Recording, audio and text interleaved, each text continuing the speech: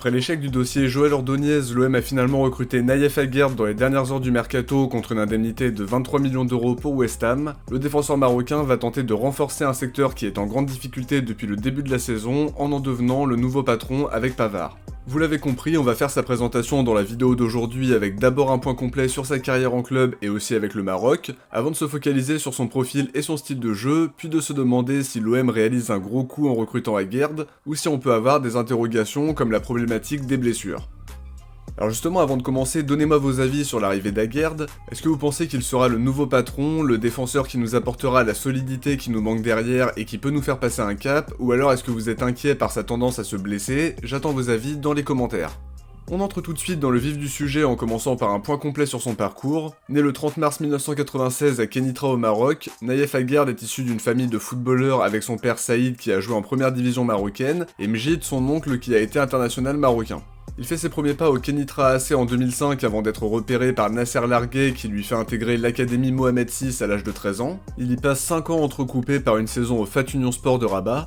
Une fois son bac scientifique en poche, Nayef Aguerd est tout proche de signer à Valence, mais son arrivée est annulée au tout dernier moment suite au changement de propriétaire. Il fait son retour au FAT US où il tape rapidement à l'œil de Walid Regragui qui veut l'intégrer progressivement à l'équipe pro après l'avoir vu à l'œuvre avec la réserve. Seulement Aguerd se casse le poignet et doit se faire opérer. Il reçoit la visite de Regragui à l'hôpital qui lui assure que sa blessure ne change pas ses plans et que s'il continue à se montrer performant avec la réserve, il n'hésitera pas à le faire monter chez les pros.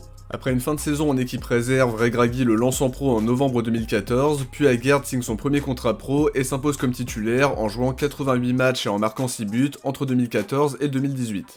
Ses performances sont remarquées par les dirigeants de Dijon qui le recrutent pour 1,6 million à l'été 2018. Lors de sa première saison en France, il navigue entre les pros et la réserve. 17 matchs toutes compètes confondues, mais gêné par quelques pépins physiques à l'aine et au genou. En 2019-2020, il ne joue que 12 matchs à cause d'une longue blessure à la cheville et de l'arrêt prématuré du championnat à cause de la crise sanitaire.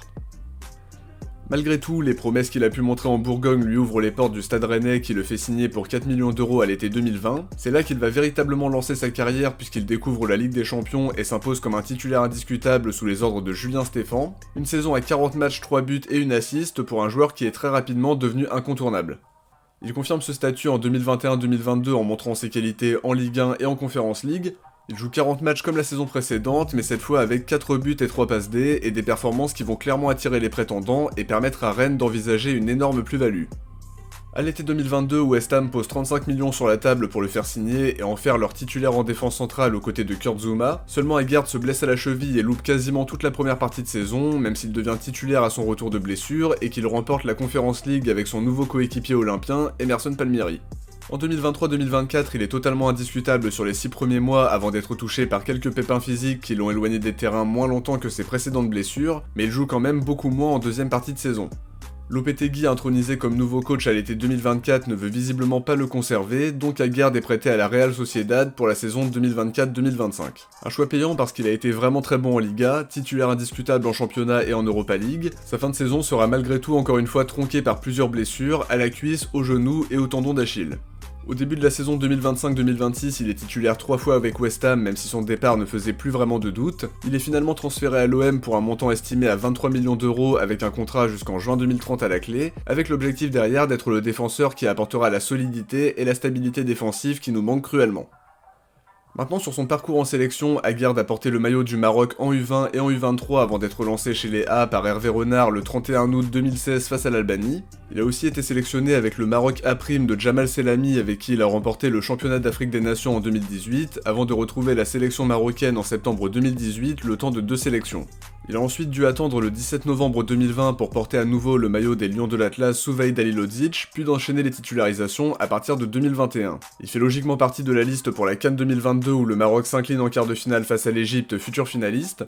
Après ça, il retrouve Walid Regragui qu'il a lancé en pro à Rabat et qui vient de reprendre l'équipe nationale marocaine pour le mondial 2022. Aguerd démarre la compétition comme titulaire mais se blesse face à l'Espagne et loupe les matchs face au Portugal et la France. Depuis, il n'a quasiment pas loupé de rassemblement avec le Maroc en dehors de celui de juin 2025 et il a maintenant la CAN 2026 et la Coupe du Monde dans le viseur.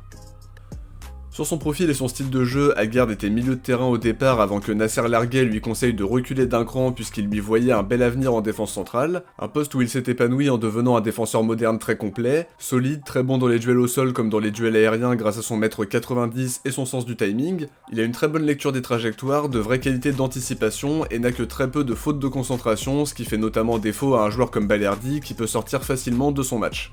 Un défenseur rapide qui sait sortir sur l'attaquant au bon moment, bon dans la gestion de la profondeur, bon tacleur et capable de bien tenir son adversaire sans lui laisser trop d'espace et en sachant contrer les frappes au bon moment. On peut ajouter sa capacité à mettre quelques buts par saison, ses grosses qualités de relance notamment dans le jeu long où il se montre très précis, très juste techniquement en mettant en avant sa très bonne vision de jeu et sa lecture de jeu. Tout ça fait vraiment de lui le défenseur moderne par excellence et c'est vraiment un bon point pour jouer dans le collectif de De Zerbi. Ceci étant dit, on va se demander si c'est une très bonne recrue pour l'OM et pour ça, faudra forcément décomposer l'analyse en plusieurs parties. D'abord l'aspect sportif et financier, puis la principale inquiétude qui concerne les blessures. Déjà, si on veut parler d'argent, c'est un transfert de 23 millions d'euros qui n'est pas anodin, même si c'est le prix à payer pour un défenseur central de qualité qui a montré toute l'étendue de son talent en club comme en sélection et qui a des références. En termes de salaire, il était autour de 3 millions d'euros par an à West Ham, dans l'état actuel des choses ça reste plutôt raisonnable pour un salaire de PL, mais peut-être que ce sera un peu augmenté à Marseille ou peut-être que ce sera équivalent. Sportivement, il a toutes les qualités pour être le patron de la défense, nous apporter de la solidité et de la fiabilité défensive comme un Pavard. On sait que Balerdi est capable du meilleur comme du pire, Egan Riley est toujours dans une période d'adaptation et d'apprentissage. Medina c'est très intéressant même si on peut déplorer le fait qu'il n'ait pas pu jouer la moindre minute sur les 3 premiers matchs à cause de sa suspension puis d'une blessure. Kondogbia peut assurer l'intérim sans être le défenseur qui te fait passer un cap non plus, donc les arrivées d'Aguerd et de Pavard seront une plus-value sportive importante. Ils peuvent être les patrons qui accompagnent Balerdi et qui lui font passer un step. Le timing peut surprendre mais Aguerd n'a rien d'un panic buy, forcément Ordonez était la priorité et on a sans doute passé un peu trop de temps à essayer de le faire signer en pensant faire plier Bruges dans la dernière semaine, mais c'était sans compter sur leur intransigeance et le fait qu'ils aient demandé 40 millions au dernier moment alors que c'était pas vraiment convenu comme ça. Aguerd était déjà évoqué en fin de saison, on a souvent eu des infos en cours de mercato qui disaient que la piste était toujours d'actualité, et logiquement ils n'ont pas hésité à le recruter en toute fin de mercato.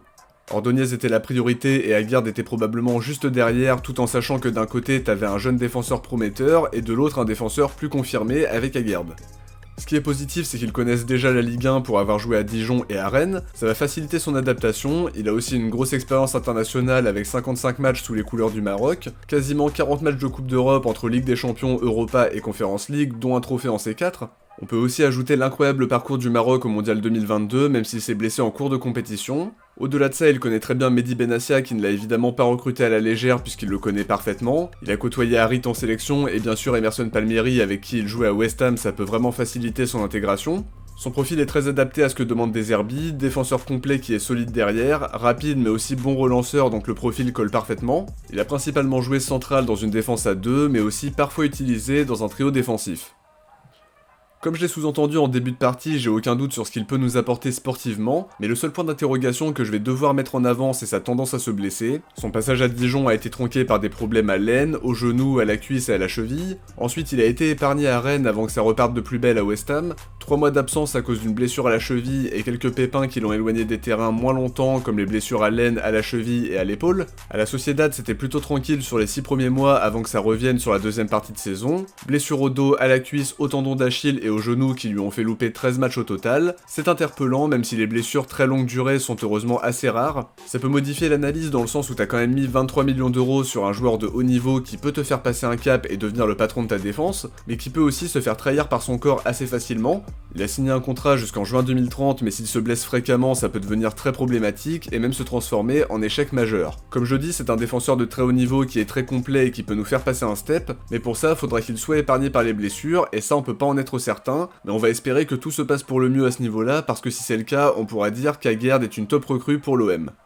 Évidemment, comme pour tous les joueurs qui viennent à Marseille, il faudra voir comment il réagira à la pression et à l'exigence du Vélodrome. Il a connu beaucoup de ferveur à Rabat, à West Ham et à la Sociedad, il y a aussi de la passion, donc je serais surpris que ça le perturbe beaucoup. Quoi qu'il en soit, j'ai hâte de le voir à l'œuvre en espérant qu'il puisse enchaîner les matchs et nous apporter toutes ses qualités défensives, peut-être dès Lorient au retour de la trêve internationale, mais à voir maintenant comment De Zerbi va faire jouer son équipe. Est-ce que ce sera une charnière Balerdi-Aguerd avec Medina à gauche et Pavard à droite, ça ferait globalement 4 défenseurs centraux sur la même ligne? Ça peut aussi être un trio Pavard, Balerdi, Aguerd ou même Pavard, Aguerd, Medina, ce qui me paraît moins probable à l'heure actuelle puisque Balerdi est un cadre et le capitaine de Deserbi. Je vois mal l'installer sur le banc d'entrée de jeu pour cette raison-là, mais avec cette nouvelle concurrence ça rebat les cartes et c'est forcément bénéfique pour nous. A voir maintenant pourquoi Deserbi va opter, mais ça lui permettra au moins d'avoir l'embarras du choix et de ne plus avoir d'excuses.